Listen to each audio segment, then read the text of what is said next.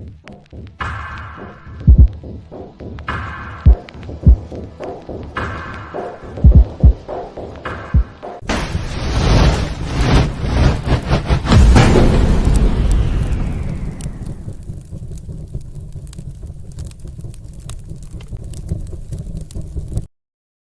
to the typical skeptic podcast, where we dive deep, you decide.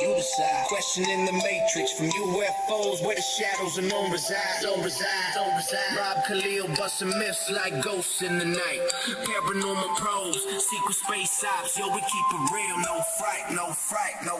Typical skeptical seeking, never sleeping on the lies. Aliens, Anunnaki, black ops in disguise. From abductions to ancient scripts, we flip the script wide. TSP style, mile after mile, truth can't hide. Hold up, TSP crew assemble, we dismantle the fable. My lab's targeted souls breaking out of the stable. Darkman howling, Bigfoot prowling, cryptids in the mist. Mandela the fifth, twisting reality, can't resist the twist. Soul trap snapping, reincarnation mapping, holographic dreams. Near-death visions, out-of-body missions, waking up the teams. No censorship here, we fear no elite scheme. Conspiracy kings ringing bells, hear the freedom ring. The skeptical seeking, never sleeping on the lies. Extraterrestrials, interdimensional highs. Welcome to Typical Skeptic Podcast. Be sure to like, subscribe, and turn on notifications. Welcome to Typical Skeptic.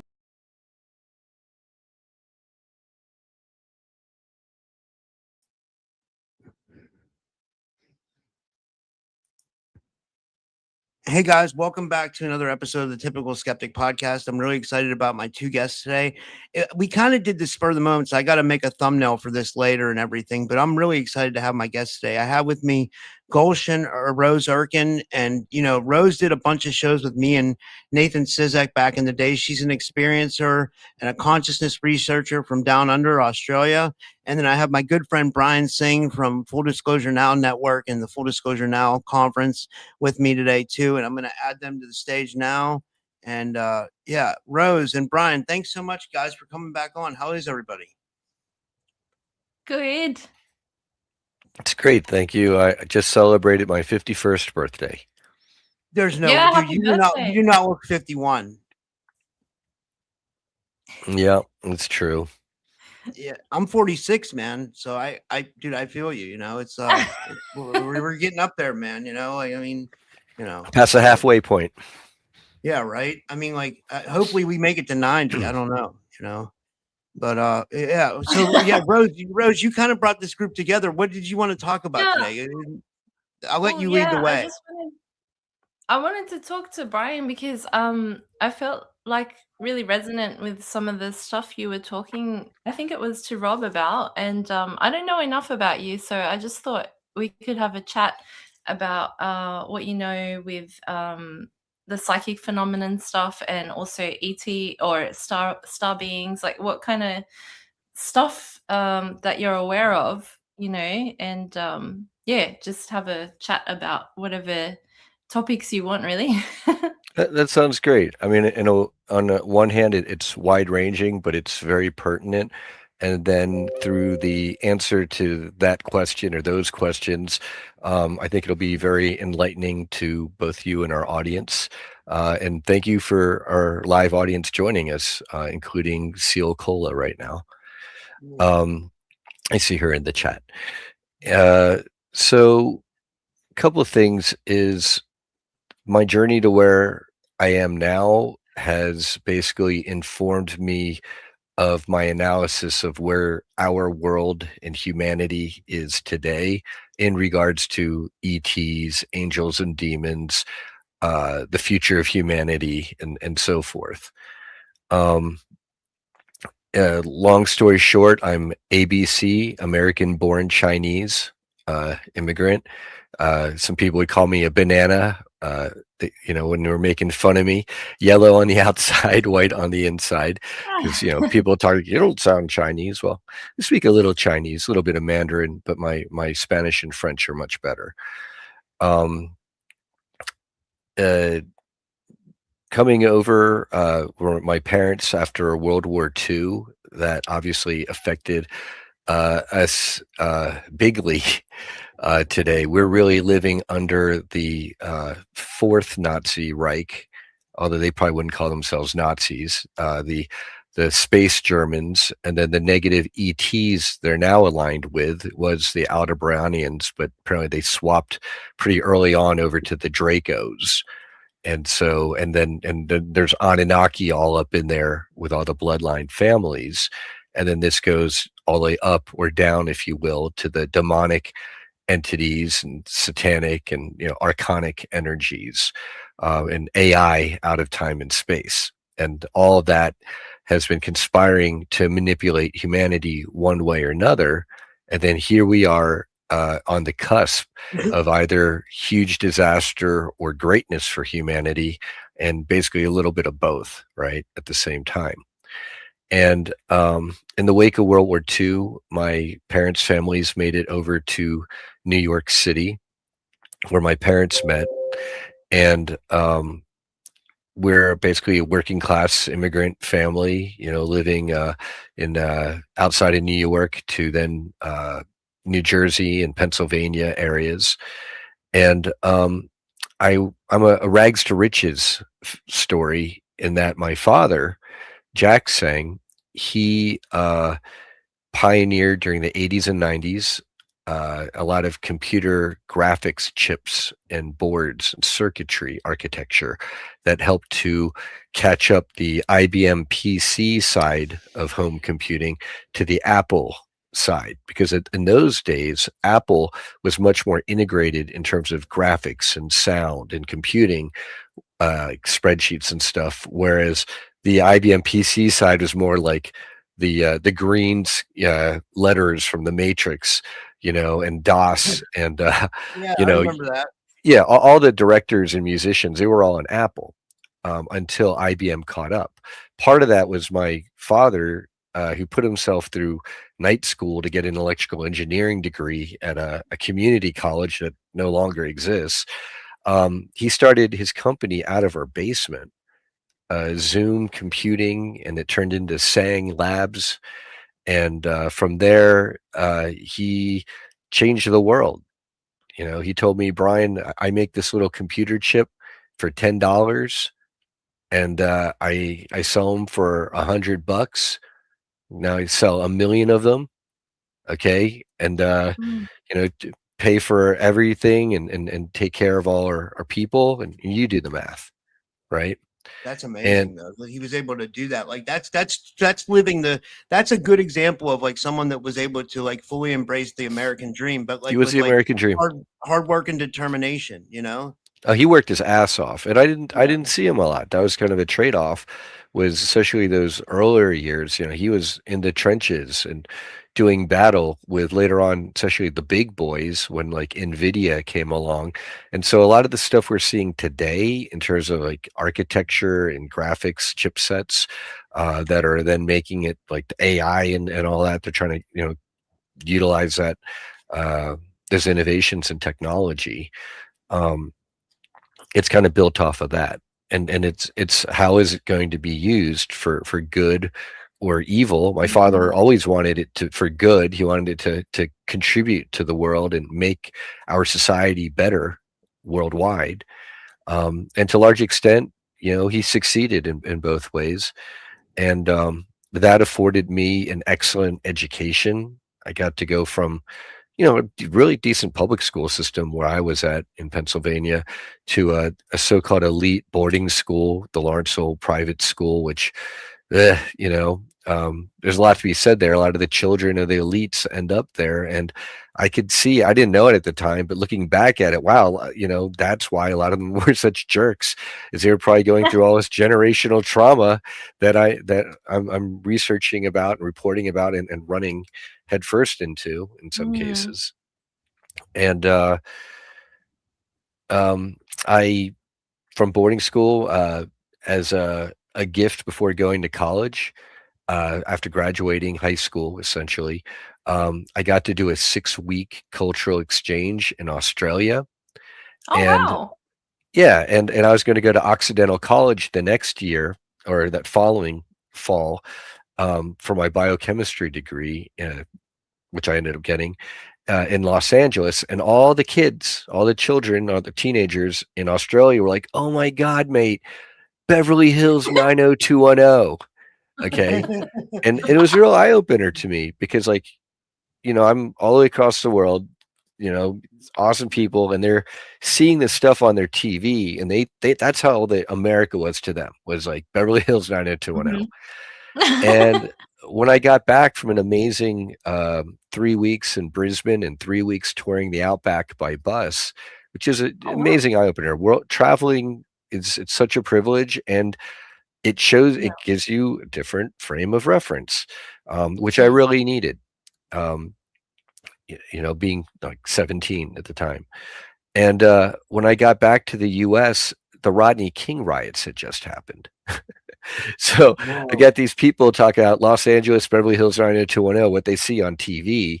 And then I'm watching video of like a white truck driver pulled out of his semi truck and then getting mob beaten down. I'm like, okay, so I'm about to go out, from the East Coast out to LA. And it doesn't look like it's so Beverly Hills 90210 to me. It looks more like the Rodney King riots are going down. And then when I got to Occidental College, it turned out that that was where they filmed Beverly Hills 90210, the college years. So on screen, I went to California University, but that was really my campus, mostly what they show on screen for the campus, but they do show other campuses, I think. But that was Occidental. And I got my degree thinking that I would figure out how to genetically modify mold to clean up oil spills. That's what I wanted to do. Like, okay, I could use science to help the world. That would be cool, like my father did, right? And soon after graduating, I found out that they only want, it's only pharmaceutical companies hiring people to try to figure out the next drug to deal with shaky leg syndrome. Yeah. Money makers that don't really help anybody, but make money for some drug company, and side effects be damned. Right. And I, after getting my degree, and I instead became a community organizer working with doctors in the San Francisco Bay Area mostly, but throughout California, and then later on across parts of the different parts of the country, to do medical advocacy, to organize the physicians as a membership association to stand up for their patients and themselves by fighting for the ethical practice of medicine, and then teaming up nurses and business owners and people and the patients and their families and people from all walks of life to then win heart surgeries where they were being denied by insurance companies. We would get 5 top flight heart surgeons to then counter the insurance company denial, or get the company of the employee who's being denied the heart surgery through their company plan to say, we're going to ditch you as our health insurer for the entire company if you don't authorize this one heart surgery. And what do you know? Those heart surgeries and brain cancer treatments or whatever that, we can't afford that, or the patient doesn't need that, or our doctor, all of a sudden we were getting care. Later on, those fights evolved into fights to keep entire hospitals from being shut down by groups like Sutter Health or Kaiser, where they'll use their nonprofit status, where they're paying off the government officials to not pay taxes, okay, at the local, state, and federal levels. And then with that, they dump patients on the street in their own hospitals that they do not run for charity. They charge the most for their so-called premium care. And then they bankrupt the poor hospitals, the charity hospitals, the public county hospitals. As those shut down, they swoop in, take them over, buy them for pennies on the dollar. And then after they raid all the decent paying patients and doctor practices out of the poorer hospitals in the ghetto areas, they shut down that hospital. And then people wonder, how come all these mentally ill people are on the streets, and there's no neonatal intensive care units anymore for the premature babies, and the burn units have disappeared? Well, it's because in a lot of situations and cases, those are not profitable for these nonprofits to run. So what did we do? We didn't just stand by and say, oh my gosh, multi-billion-dollar corporation is going to shut down St. Luke's Hospital in San Francisco's Mission District. We rallied the doctors and all the staff, business owners, patients, And we put pressure, not by saying, what do we want? Healthcare, holding a dinky sign. When do we want it? Now. We did campaigns to raise public awareness that our local San Francisco supervisors, for the most part, not all of them, Rosmir Karimi did stand up for us. Okay. And they crucified him later on as a supervisor. They destroyed his career. And then they put people like Gavin Newsom up there in charge. Right. And we see how that's led to where California is now. And that's part of why I fled California. But we pointed at the officials who were granting the tax breaks. And all of a sudden, they started to make noise at the local level. And then we got up to the state level about revoking Sutter Health's nonprofit status. And all of a sudden, what do you know? We're not going to shut down St. Luke's. They had Dr. Warren Bronner, I think it was, or Brotman, I forget. There's two different. He was like one of the CEOs of Sutter Health in the region. And he had a Save St. Luke's button on his white coat. And he did a press conference about how now Sutter was going to save St. Luke's. And we saved the hospital, and we fought for that. And then the scamdemic hit. And the hospitals that I fought to keep open became concentration camps, injecting people with all sorts of nasty bioweapons. And it was at that time that I realized, oh my gosh, we need medical beds. And that's ET level technology that I know exists because I've heard so many testimonies about it from people in secret space programs who have whistleblown. But until we have a full disclosure movement to let the vast majority of people know that they exist and all this other stuff exists, and then to demand it and to organize and to bring that about, whether just like for the heart surgeries or for saving the hospitals, we had to do a worldwide movement for full disclosure. And then that's taken us here today where we are now. I've done, I helped co-organize with the now past James Rink of supersoldiertalk.com.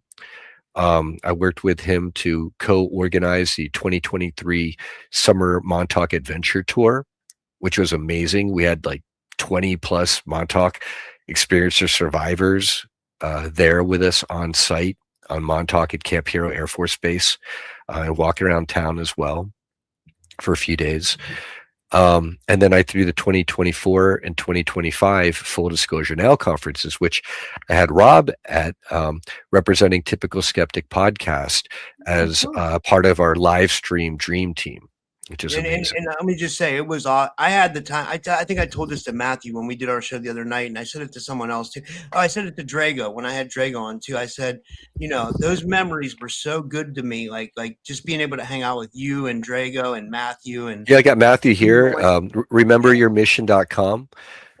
He's got an amazing book there, and he was been on our main stage both years as well. And then, he is very active member in the full disclosure community. And, Matthew's been part of calling out people who he sees as having infiltration. And, I think he might say there's a lot more infiltration than I would say. And I might say there's a little bit less, but we both agree there's infiltration here. There definitely is. Yeah. And it's something that's taking people in our community out. Yeah. It's absolute. It's absolute. I told this. I had Dr. Juliet Engel on my show earlier. She's like an MK Ultra survivor. She's awesome. You should get her on your show. But I guess she's friends with like Kathy O'Brien too. But what I told her, and I'll stick by this.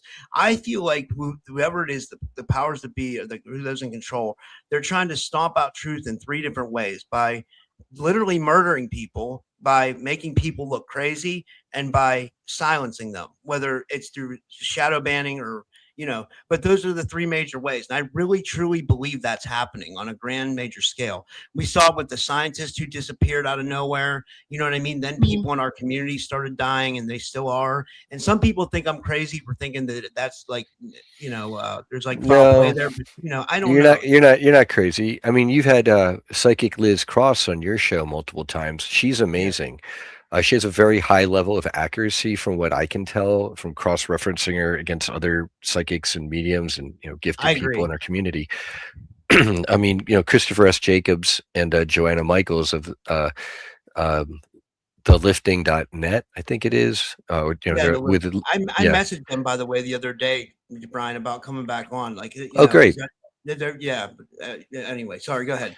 Yeah, and they pointed out that in some cases there might be some limited hangout in that their sources on the other side may be kind of limiting the scope of information that they're sharing in some cases to protect, say, Liz Cross, or to, protect people like us in the community. If we go and blab everything, like if the other side or our friends in space told us the most hardcore stuff, it could then lead to some of us, even more of us, getting taken off the map. But one of the things that Liz Cross noted when she tuned into the scientists, the missing and disappeared and dead scientists like Amy Eskridge, or it might have been on Channeling Eric, but it was one of the two channels on YouTube. They were talking about how when they were dialing into it or tuning into it, it goes kind of like this: the shadow government, the deep state cabal. Let's say they've got a anti-gravity UFO project that's got 100 researchers on it, because you need that much brain power at first. But then later on, you've made all these different advancements, and with compartmentalization, you really want to limit how many people know what. And then out of those 100 people, maybe you only need 30 or 40, really, not even. And then so out of this, let's say 60 or 70 loose ends, there's going to be a percentage of them who, by profiling them, the other sides realize that people like us are going to talk. We're going to start saying things privately to our friends, writing emails, reaching out to the Art Bell channel or whatever. And from that point on, they've got this, the TIRAP, right? Targeted Individual, I forget, research something project. I forget what it's called, but they literally, with Lockheed Martin and McDonnell Douglas, I've got friends in the community who are specifically targeted by groups apparently working with Lockheed.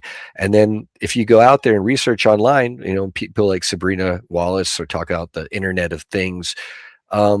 People with these high-tech outfits that have gotten access to ET level stuff, what do you know? They're part of running targeting and harassment programs of people in the general population to silence us and neutralize us if we are unwilling to be silenced. And in the case of Amy Eskridge, what Liz Cross, what she tuned in, I believe it was that they were hitting her with directed energy weapons. David Wilcock also complained of getting hit in Colorado from his own backyard, with directed energy weapons. Amy Eskridge showed the burn marks on her hands. Penny Bradley in our community has medical scans of internal burning for getting hit with dews. Apparently she and Drago might have gotten hit with some directed energy weapons at one of my conferences one of the years, if not both. Right? Is that my fault? No. Does it suck? Yes. I threw the events. If people come and attack my presenters, I do bear some responsibility. I don't like that. Yeah, but you can't be held responsible for that, Brian. Like, the government's going to government. They're going to do with their shady shit. Yeah, I know. I know it's not going to stop me, but it's going to it's going to encourage me to take even better countermeasures than we have in previous years. Because it's not like we didn't take countermeasures, right? Yeah. And the other side probably knows that and felt that, and it was probably blunted. They probably would have done a lot more if not for our countermeasures. Yeah. So, what Liz Cross said is that Amy tried to get away into the wilderness to a remote area. Men in black types followed her there and camped out and basically let her know one way or another that either she could end herself with her gun, or she could let them come for her, and they would make it a lot less pleasant than if she did it the quick and easy way, which is, of course, what they always want. Suicides are the most convenient. Yeah. Yeah. Then they don't have to deal with, and they can do that with V2K and everything else, right? Like Well, V2K seems rampant. Well, not only do they have V2K, which is technology driven or synthetic telepathy, which is not just one way from them beaming into your head, but they can now through synthetic V2K apparently hear our thoughts as well. But they also have the handler Project Oblivion types, who are basically corrupted or dark starseeds, or starseeds who are still held in slavery and thrall in altars, who are being used with their psychic abilities to psychically attack people. So sometimes if you hear voices in your head, it could be V2K, it could be a real psychic attack.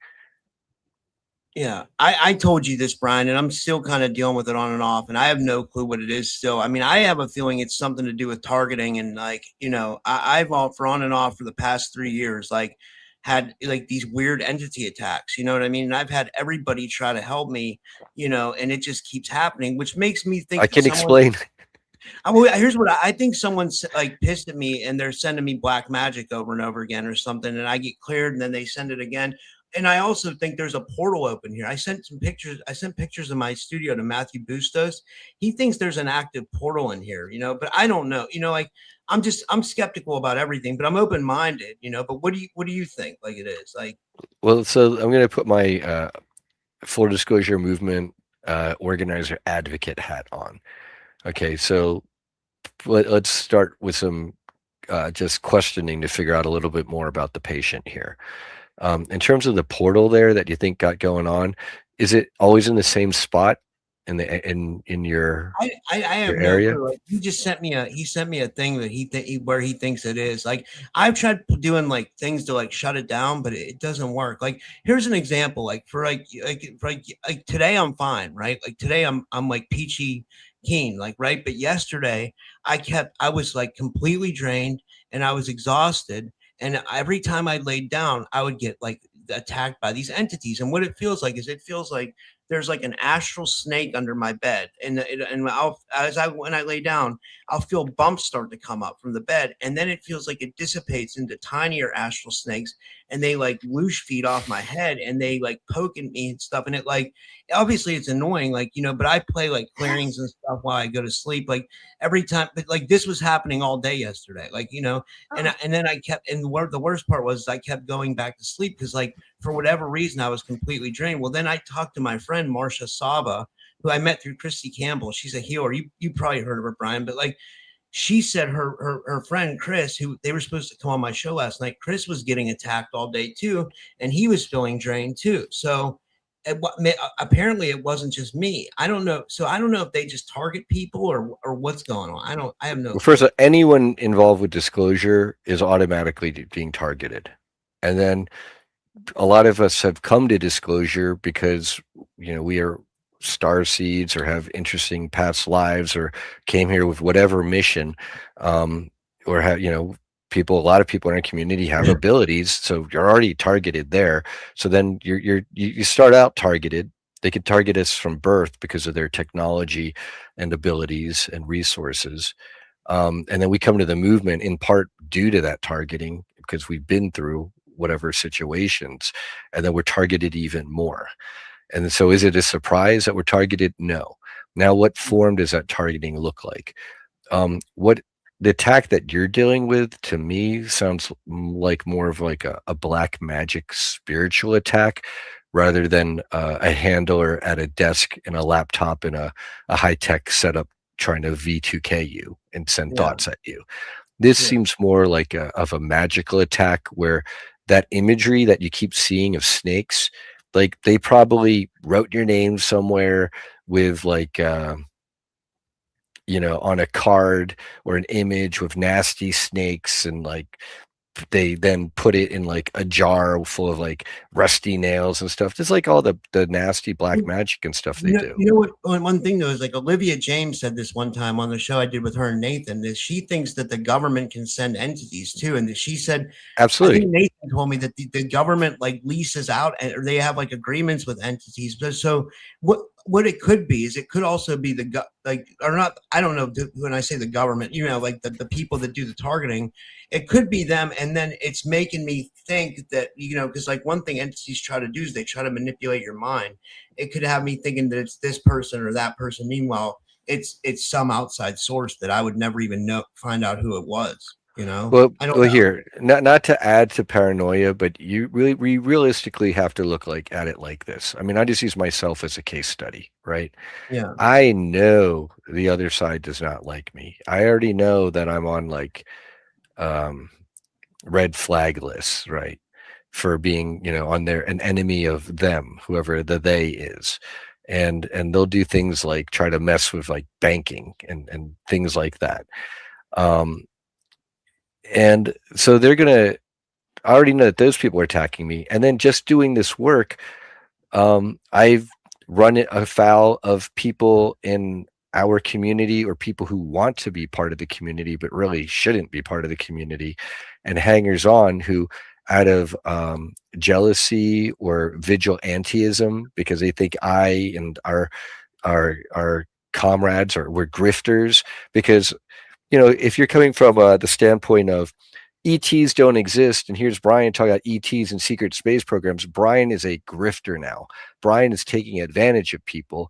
Therefore, if we send black magic at Brian or try to hack Brian or whatever, we're doing good work protecting people. Now that's utterly false, wrong, and misplaced, and they're doing the other side's work. But now I am now getting attacked from the deep state cabal who never liked me, right? And they've got all their resources to bring to bear. And then I've got losers who they think they're doing the right thing, and they're hiring Etsy witches to do dumb black magic spells against me, right? Yeah. And then this is where we all declare, no weapons of evil formed against us shall prosper, especially while we are on the path. Yeah, I agree. So now I'm getting two sources of attacks, right? And then you could even start adding more onto that. And then that's where you get into the Hollywood celebrities and super wealthy. They're talking about hiring white witches in some cases to then protect them and cast protection spells. And then now we start to get into, after identifying who it could be, what the nature of the attack is, now we're getting into, okay, what is the countermeasure, the antidote? Yeah. And then from there, you can even go into the counter attack or, the shunt, however you want to go. And I heard something really interesting from Dark Waters. He was a guy I used to have on my show, on my old channel. And then I posted a show that we did, because I've been reposting old shows because I found a source of that has my old content. So I've been just kind of repurposing old shows. But anyway, in this show, he was talking about spiritual warfare, and he was talking about how when someone casts black magic, it's literally taken up to he thinks this is I don't know if I agree with this or not for sure. This is just what he thinks. He thinks it's taken up to what we would think of as heaven or a higher dimension and settled in a spiritual court. If somebody's done something wrong, then they present a case to have them cursed or whatever, and then they work it out. Or if someone wants freed, he thinks all this stuff goes on in no, not everything makes it to spiritual court. They don't have time for everything. Yeah. Things, from what I can tell and all my research and talking to people, it seems like it takes a lot to make it to spiritual court, and then it's kind of it's at a high level. If someone's casting black magic at us down here in the here and now, just because you commit a crime doesn't mean you automatically end up in court, right? Yeah, that's a good point. You gotta look at the legal system, as above, so below, right? Exactly. And of course, as above in the heavenly court system, it's going to be much more fair, right? And based on truth, or it's going to all resonate in truth. It's heavenly, rather than down here. We kind of have the Antichrist version of that here running right now. Yeah. And literally, because here in the US and in Australia, Rose, you've got the Freemasonic judicial system. Yeah, that's right. Yeah. In Australia, you've got Pine Gap, which is the Montauk Project of Australia. You had Sir Anthony Kidman, father of Nicole Kidman, who was a major satanic cult leader.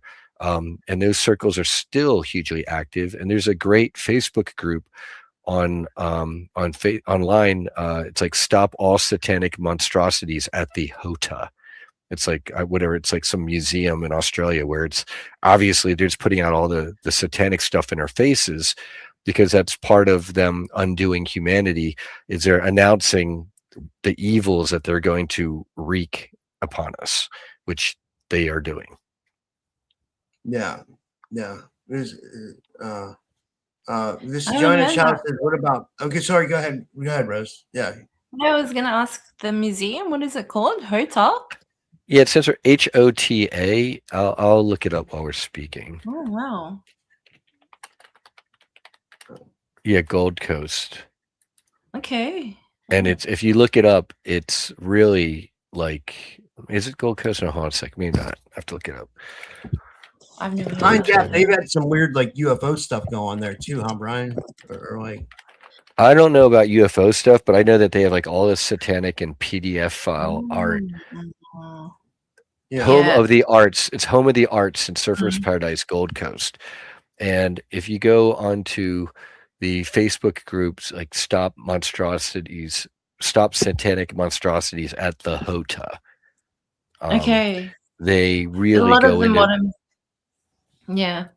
with all the modern art, because what it Yeah. is Exactly. it's well depicted. There's a movie with John Cusack, and he plays a Rockefeller during the kind of the Roaring 20s, and it's talking Ah. about how the Rockefellers, as part of like the Khazarian mafia efforts, they don't go into that part, how they're basically changing everything, converting society to their basic New World Order Illuminati, without using those words, conception. So instead of like classical art and beauty and structure, now it's all abstract stuff. And then his Rockefeller character goes, and nudes, because they're going into like all the porn and stuff. And that was when they were also changing medicine. That's where we get, Rockefeller Mhm. medicine came about in that time period. And this grouping, they're part of these bloodline families that go all the way back. They trace themselves back to Egypt and the Bible, and beyond in some cases to like Atlantis. And that's like this Anunnaki heritage. It's why the Rothschild's head, it's like the cone head. Okay, that is not a coincidence. Yeah. And that, the Rh negative Nephilim bloodline type, who are negative Anunnaki, who are, more rooted in the 3D and lower 4D, and they're not ascending. And they, together with negative reptilian factions and gray factions, are actively looshing humanity at the 3D 4D matrix level. And then they're being controlled by the demonic and satanic and AI constructs outside of our time and space that are trying to take us down a negative timeline. Yeah. Absolutely. Yeah. So where have you been in Australia? Did you say, Brian? And in the outback? Where? Yeah, it was 2 weeks in the Amazing. first 2 weeks in Brisbane with an amazing host family, the Solomons. It was Kylie Solomon was my host sister. She's great. I forget her brother's name. He was awesome too. And Harry, I think was his dad. But this is like 30 years ago, 37. And then I went to Alice Springs and Cooper Pedy. Really? As far back, yeah. Then that was 3 weeks in the outback, and then the last week was back in Brisbane for my 6-week tour. Wow, that's cool. Yeah. So you didn't make it to Uluru? I did actually. I made it to Uluru. Absolutely. Oh, I got to climb to the top of nice. Uluru. Oh, you went on top. Okay, cool. Yeah, I don't think they allow people to get on top of Uluru anymore. Not anymore. Yeah, they stopped that because the Anangu tribe, they didn't want, the elders said, yeah. I was very respectful. I had my P3 player playing Pink Floyd Yeah, and got to climb Uluru. That was amazing. Wow. Yeah. Cool. I didn't expect that. Yeah, What that's time is cool. it there, Gulshen? What is it? Is it like 3 a.m. there right now, or 2 a.m. or what? 4. 4? Holy Yep. shit! Yep. I have work soon, but it's okay. It's fine. Oh boy. I think I'm gonna go outside for a second. I'm gonna stay on. I'm just gonna log on from my phone and step outside. Yeah, because like Sounds good. Yeah. Yeah. Yep. And back to Rob in terms of the countermeasures is always Ephesians 6, which is put on the armor of God, the full armor of God, starting with a helmet of salvation. You have to have a clear head. And then after that, the breastplate of righteousness, I think it is. But, I look it up for yourselves. I've talked about this on plenty of shows, and other people do a lot in our community. And then for the demonic entities that are attacking you that seem to be really, really, really persistent, that's where you have to look even deeper. Maybe someone gave you something or sent you something that you really shouldn't have, and it's a cursed item. They put a hex on it. That's a good point. Maybe you opened yourself up to somebody somehow who doesn't have your best interests in heart, so that you gave them a doorway so they can, let's say you can shut the portal, but then if they have that doorway, that cord attached to you, then they can more easily reopen that portal. Yeah. Or, maybe there's something in your life that you have to fix, something that you can improve on spiritually to seal up the chink in your armor. Haha. And I consider myself to be a chink in God's armor. But in a good way. I'm wearing God's armor. I'm not a chink in the armor. And then give a link is, I think my first original username is asking for a link. Basically, all you have to do is go online and you type in, and I was going to type it in, Ephesians, because it was a letter from Paul to the church of Ephesus, in the Roman Empire. And if you just look up Ephesians 6, armor of God. Yep. And then not today. Yeah, Ephesus. That's in Turkey. Okay, well there you go. There you go. Though that was part of young Christendom, quote unquote, back in the day. And he sent a letter out to various churches while he was imprisoned in Rome. And this was probably my favorite, is the letter to the Ephesians. Oh. Wow. How do you put on the armor of God, and how do you get on the salvation helmet? Like, how do you do that? Like, So I'm going to give you an example of people in our community who are under huge attack, and they don't know which way is up. They don't know who their friends are. They think everyone's out to get them. Okay. And so they don't have the helmet of salvation on because they are not in a clear mind. They're like, oh my God, they're so scrambled and so paranoid that they don't know up from down. Okay. And so the helmet of salvation is first having a clear head and a clear analysis, that clarity of saying, okay, I'm going to stop freaking out. Okay. I know that even though I'm under attack, I can take a breather and I can figure out what's going on. Okay. Versus people in our community like Eugene Sonny Irvin, okay, who's been MK Ultra, right, to attack people in our community for over 10 years. I've been attacked by him. He's threatened to shoot me, burn me, whatever, just like he's, threatened Laura Eisenhower and Penny Bradley and all the rest, but our best, right? Probably you too, Rob. And he doesn't have that helmet on of clarity. And so he's wide open. Any voices they want to send at him, anything like that, he's wide open. So, people who think that they're the only white hat hero and everyone else is out to get them and everyone should bow down to him, basically because his ego is so fractured and put in this weird outlook, it's easy for the enemy to attack him and thwack him on the head. Oh, I'm getting a weird echo. Yeah.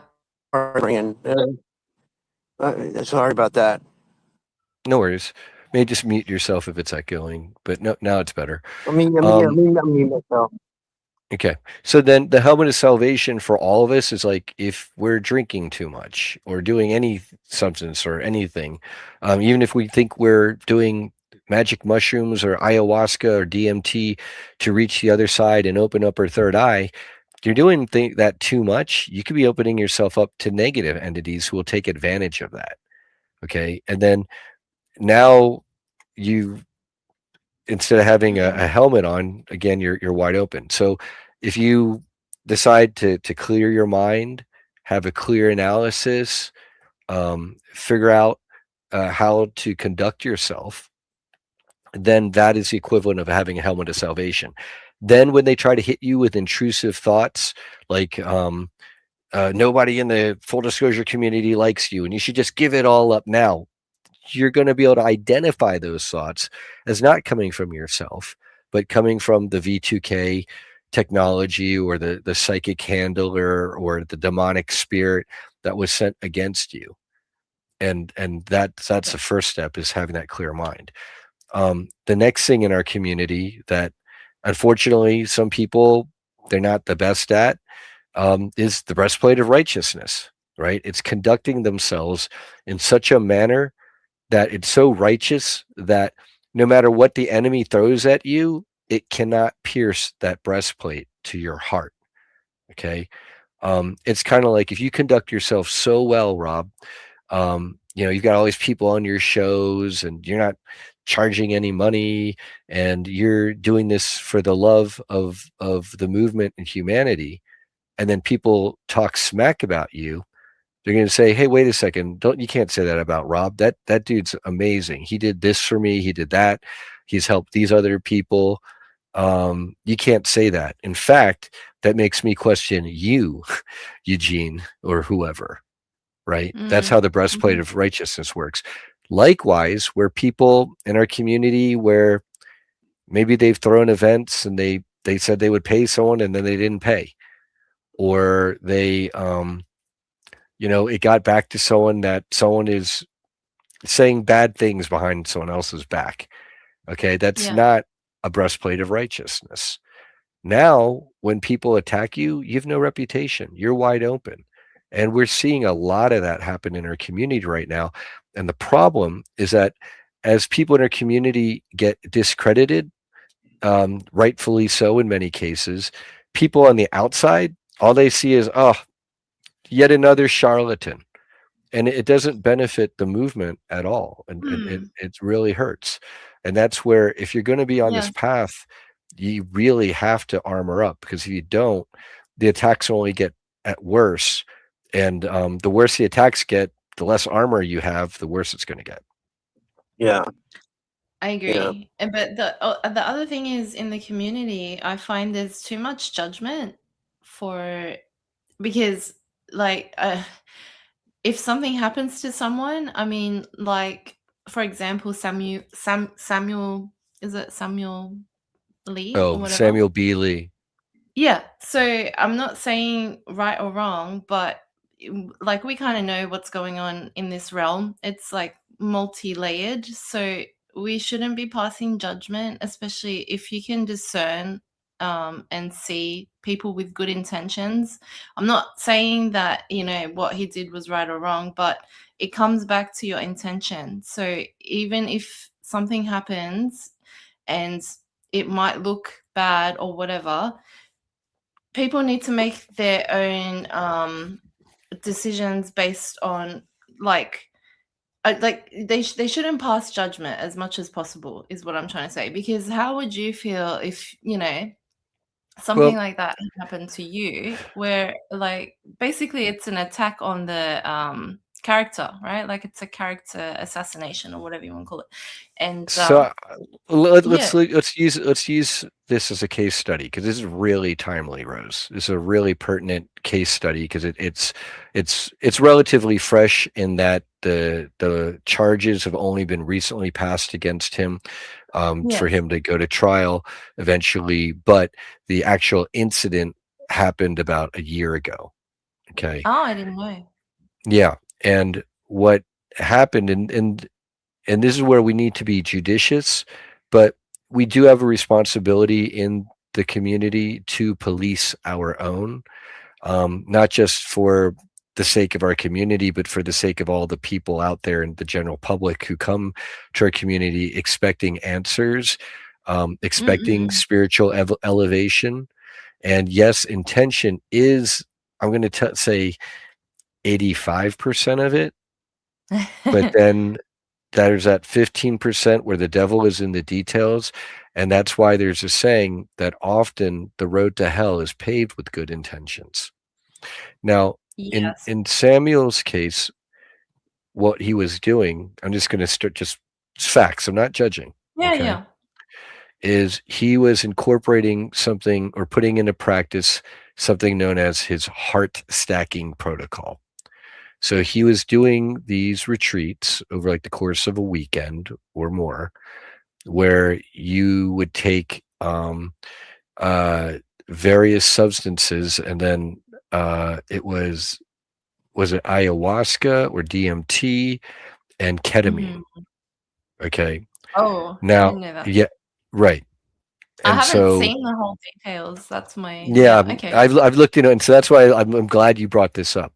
So that doing a deep dive prevents us at a surface level kind of saying, well, and let's get into the nitty gritty here, because this really does Yeah. deserve that.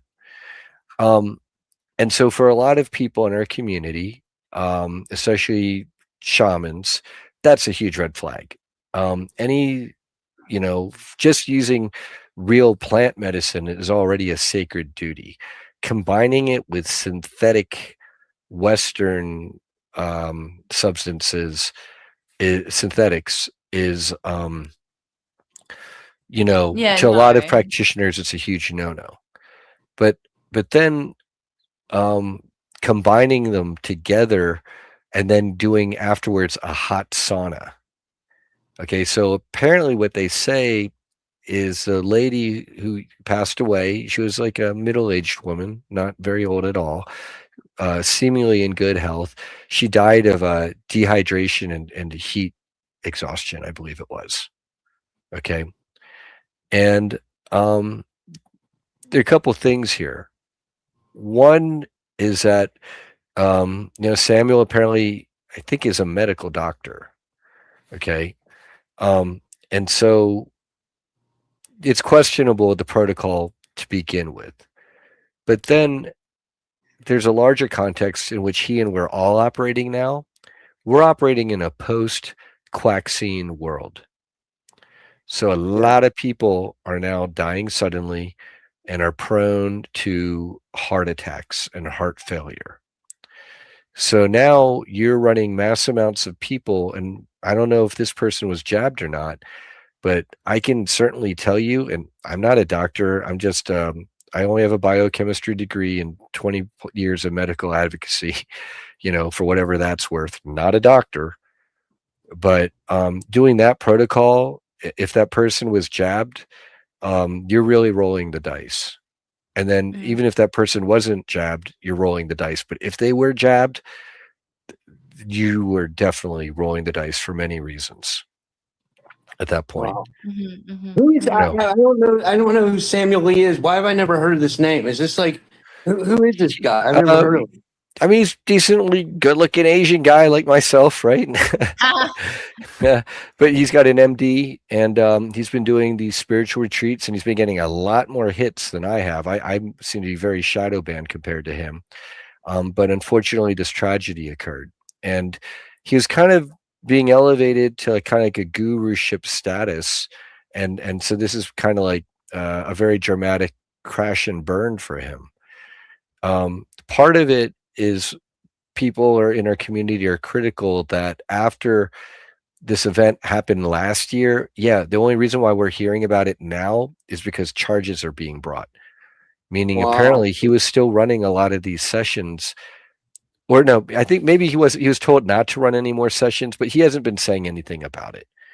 And it doesn't, I guess people feel, maybe we're coming from a place of jealousy. Hey, this guy got so many views while doing now a very questionable protocol and someone has died, and then it doesn't seem like he's been very contrite about it.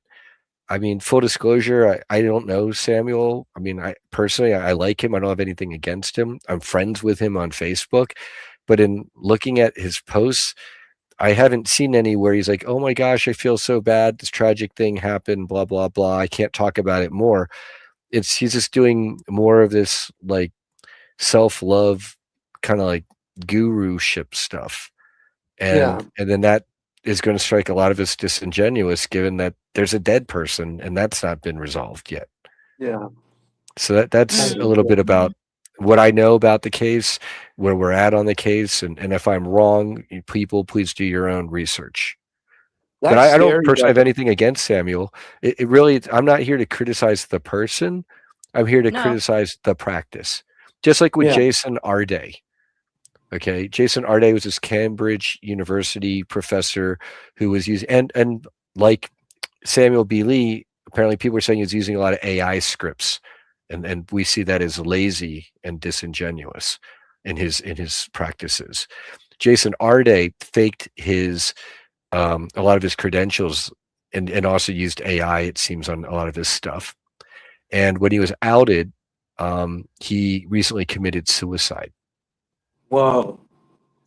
And now people are blaming structural racism for his death, and white people specifically for hating on him, when the reality is that he lied. Cambridge did not do their job. They didn't vet him. He gave a lot of students a really shitty education for however much money they paid Cambridge. And then when he got caught, instead of saying, my bad, I'm guilty, I should not have done that, he doubled down and he claimed he was a victim of systemic racism. Whoa, that's fucking crazy. It's yeah. And then he committed suicide. And then now all these people are siding with him, saying he was a victim. And yeah, he was a victim, but he also took advantage of an institution and public goodwill. And when he was caught, he wasn't apologetic about it. That's wild. I mean, honestly. yeah.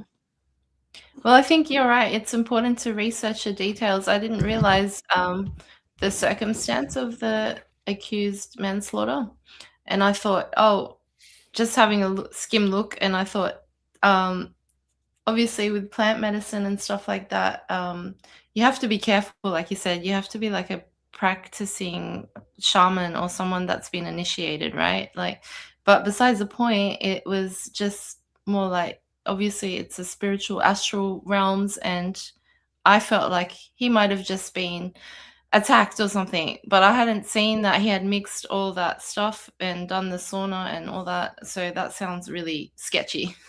Oh, I mean, let's just talk about this whole shaman movement in general. Okay. Yeah. When you're doing an ayahuasca ceremony, and I have not, but I was talking to plenty of people who have, plenty of people with psychic abilities, third eye is wide open, they can see stuff. I can talk to two different psychics separately. They're seeing the same phenomenon on a blind remote basis. Okay. But just by tuning in, and two or more psychics and more. Yeah. And what a good shaman is supposed to do is during that ayahuasca ceremony, when your third eye is open and you're open to the other realm and you can open portals and beings are coming through, a good shaman isn't just there to give you a pep talk. A good shaman can literally see those entities. Yeah. Oh, absolutely. Yeah. And they can discern those entities, and they can prevent any negative entities from being in this space. And that's after presumably they created a safe space, a safe container for the ceremony ritual practice in the first place. Okay. Yeah. And so you get all these shamans, they talk about being facilitators and this or that, but they don't have like their third eye open. If they don't know how to deal with spirits, if they don't know any of that, they have no business calling themselves shamans, and B, certainly no business running any sessions or rituals, retreats, whatever. They should not be doing that, because the negative results is that you end up with a lot of people getting negative entity attachments. And then Yeah. that's where Yeah. the real practitioners are in a community. They have to clear this out. They're like, wow, where did you pick that up? Oh, I just did this ayahuasca retreat. I haven't felt right ever since. Go figure. Yeah.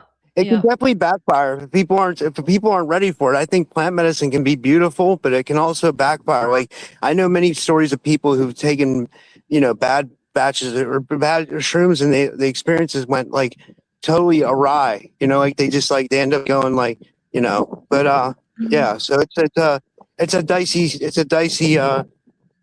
topic. Like Well, a couple of things there is there are now circulating out in the field bad magic mushrooms. There's like this inbred strain called Enigma, and it can cause people like heart attacks, seizures, and death. wow, Yeah.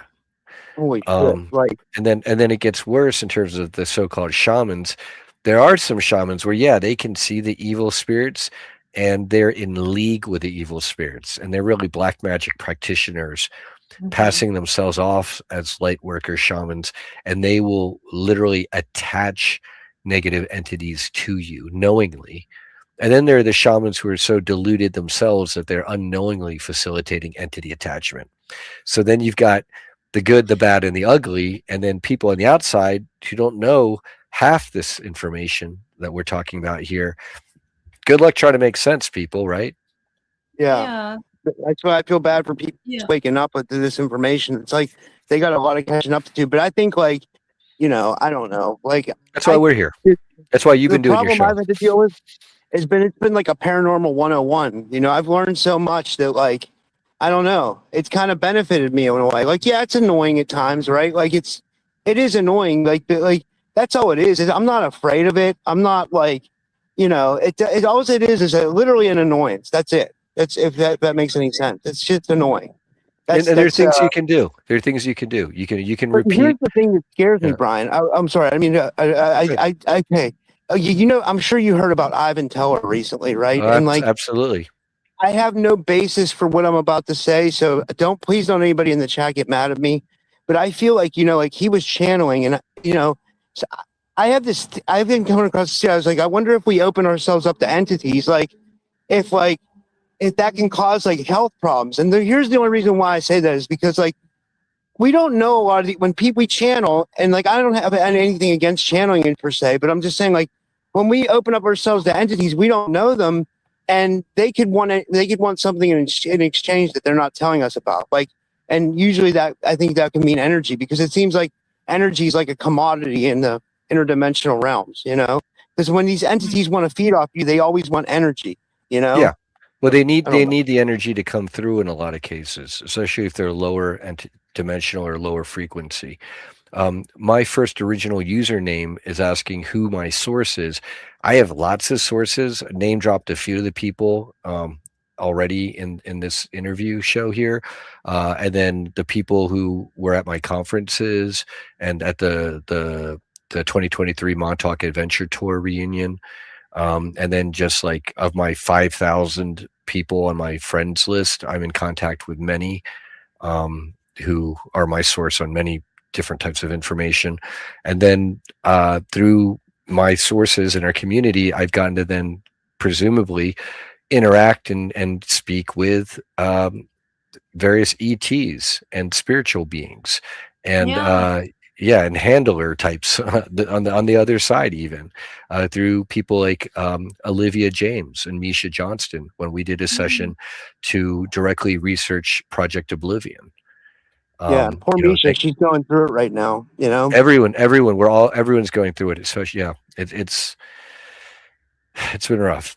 But to answer that question, it was we were talking about something you were talking about, Rob. I was thinking about channel. If you channel, you're opening yourself up. Maybe that can cause health issues. So in case of let's look at Ivan, right? When you watch Ivan do his show, he is a very open channel, and I know, having seen some of his episodes, I believe he does like a protection prayer, but we all know, even after having done prayers during these sessions, there are negative entities that can still come through. And when I've done work with or watched Christopher Jacobs again and Joanna Michaels, and they've had Bjorn on and other psychically gifted people, there are times when even 3 or 4 psychic people working together, they'll still have interference come in to try to hijack the session. So if 4 top level psychic gifted people mid session can have the information stream or channel get jacked, okay, and try to get led astray until they say, oh, wait a second, I just detected another being that's negative, you're not welcome here, and then they'll kick him out astrally, right? Well, I mean, is it possible that Ivan, addressing 20 different beings during one show, that maybe he could get interference? And then if he's getting interference, is it possible that some of those negative entities could be trying to latch onto him, leash harvest him, and then that could cause health problems? Possibly. Or is it possible he has a shitty working environment and he's getting exposed to a lot of volatile organic compounds because they just painted the area in his office and it's causing him health issues? Or is it a combination of both? Is it people who are vax shedding on him and that's causing him health issues, right? Yeah. So it's part of this is why I'm going so deep in this and all these is to show everyone the level of discernment that we have to be at versus, some demon gave him cancer, or he's compromised, he's not a good person, blah blah blah, or to make weird assumptions. Ivan, he's a very earnest, amazing person. Yeah, I did a session with Ivan. I hired him to do a consult early on. I love Ivan. I love Ivan. He's amazing. I wanted him at both my conferences, and because of his work schedule, he wasn't able to make it. And to see how hard that man works and how hard he's been working, and how little, unfortunately, material support that he's received, from what I can tell, looking on the outside, it breaks my heart. Just like it breaks my heart for all of us. Yeah. What is he? I tried to share his PayPal link, and I even tried to share Misha's because Misha has liver cancer. For you guys that don't know, it's weird because like I've never been this. That's one thing that does scare me is the whole turbo cancer thing, because it seems like you can be fine one day and then the next day you can get this turbo cancer, and like it seems like they have no way to cure it. That's Dan Willis. That's what happened to Dan. Rebecca talks about this. Dan did talk about a probably guy who had, not only was he healthy living, had a beautiful wife, everything to live for, but had access to all the supplements and doohickeys and gadgets and gizmos, but still it was relatively apparently fast acting, and no, he didn't take the jabs. I'm just gonna say this. Like, I got an email from someone. I'm not gonna say who, but I have from a source. I've talked about this a little bit. Like, the person told me that Dan Willis was getting ready to present a free energy device in Dubai in like May or something like that. And like, that's the timing's really weird that he would just kind of catch like a, I'm not saying anything for sure, but that's the intel that I got. And it's entirely possible. The main thing is that he.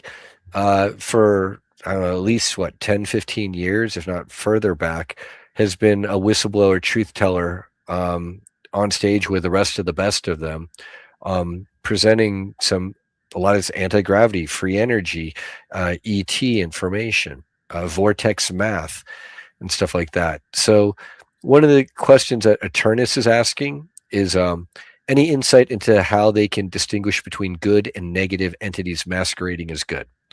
So one is you can question who they are in the name of Christ. Okay. And that name has power, or that Christ is a title, right? It's like the highest savior. I mean, I'm not getting it exactly right in terms of the sacred naming, but it's along those lines. And that's why people have testified that before they're allowed to certain underground military base facilities, they have to sign paperwork. And in part of that paperwork, people have noted, it literally says you're not allowed to say the name Jesus Christ or Yeshua. Because what it does is it chases away a lot of the negative and bad entities.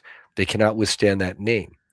Now, if you have attachments that are really deep rooted because you've given them foothold, drug addiction, sexual perversion, you're drunk at the time or whatever, and you're calling on Christ, it may or may not work, right? Because you've given that entity a foothold, and you're calling on Christ while letting the bad guy into your own home, right? Yeah. So people are like, well, I said Christ and it didn't work. Well, that's one of the reasons why you got to look deeper. Yeah. A lot of our psychically gifted friends talk about sprinkling astral or imaginary salt and gold or frankincense over the being or spirit.